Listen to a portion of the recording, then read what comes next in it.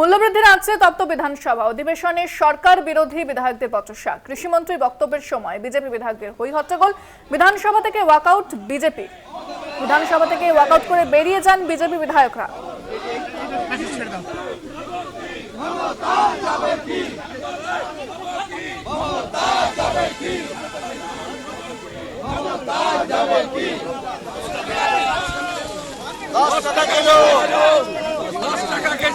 এই মুহূর্তে পরিস্থিতি জানবো, আমাদের সঙ্গে সরাসরি রয়েছেন বিশেষ প্রতিনিধি দেবজ্যোতি ঘোষ। দেবজ্যোতি, বিধায়কদের হই হট্টগোল বিজেপির এবং তারা ওয়াকআউট করে যান, এই মুহূর্তে কি পরিস্থিতি?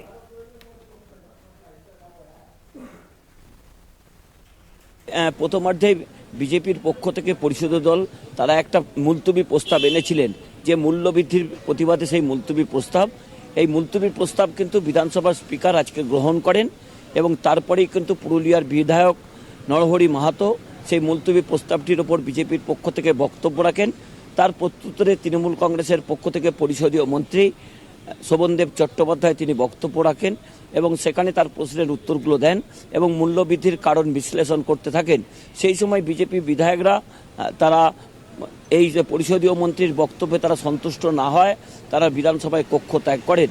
দেখো ইন্দ্রাণী, তোমাকে একটা বলে রাখি, এই যে বিধানসভায় যে বর্ষাকালীন অধিবেশন চলছে, এই অধিবেশনে প্রথম একটি মুলতবি প্রস্তাব যেটি বিধানসভার স্পিকার গ্রহণ করলেন এবং সেটি বিধানসভার ভিতরে আলোচনা হলো, যা অত্যন্ত রাজনৈতিকভাবেও গুরুত্বপূর্ণ। কারণ গত কয়েকদিন ধরে বিধানসভার বিরোধী দলের সঙ্গে সরকার পক্ষের একটা সহাবস্থানের মধ্য দিয়ে বিধানসভা পরিচালিত হচ্ছে। যেমন ববি হাকিমকে নিয়ে বেশ কয়েকদিন ধরে উত্তপ্ত ছিল বিধানসভায়, সেই বিষয়টিও যেমন গতকাল মিটমাট হয়ে যায় এবং আজকেও কিন্তু বিধানসভায় বিজেপির পক্ষ থেকে পরিষদীয় দল তারা একটা মুলতবি প্রস্তাব এনেছিলেন, যে যেভাবে মূল্যবৃদ্ধি হয়েছে তা নিয়েই কিন্তু আজকে মুলতবি প্রস্তাবটি বিধানসভার স্পিকার গ্রহণ করেন। শোভনদেব চট্টোপাধ্যায় উত্তর দেন সরকারের পক্ষ থেকে, সেখানে তারা উত্তরে সন্তুষ্ট না হয়ে বিধানসভায় কক্ষ ত্যাগ করে বিধানসভার গেটের সামনে দক্ষিণ গেটে তারা বিক্ষোভ দেখাতে শুরু করেন। তাদের হাতে প্ল্যাকার্ড ছিল এবং সেখানে লেখা ছিল এত দাম খাবো কি, এবং বেশ কিছু সবজির দামও লেখা ছিল।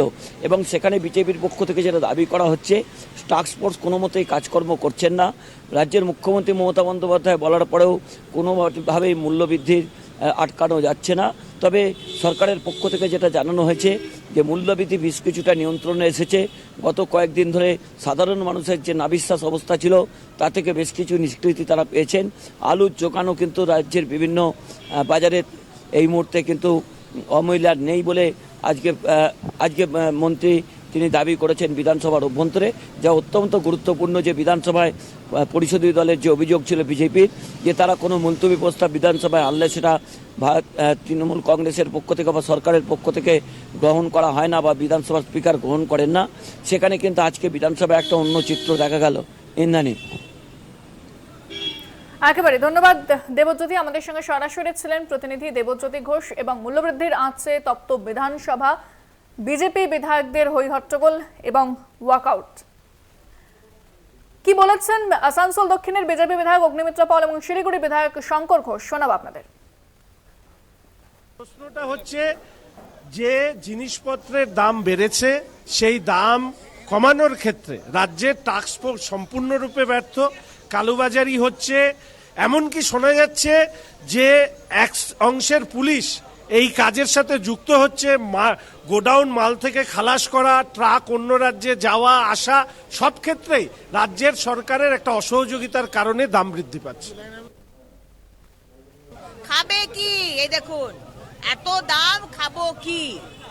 খাবোটা কি? আলুর যদি 50-এর ওপর দাম হয়, 40-এর ওপর দাম হয়, খাবোটা কি?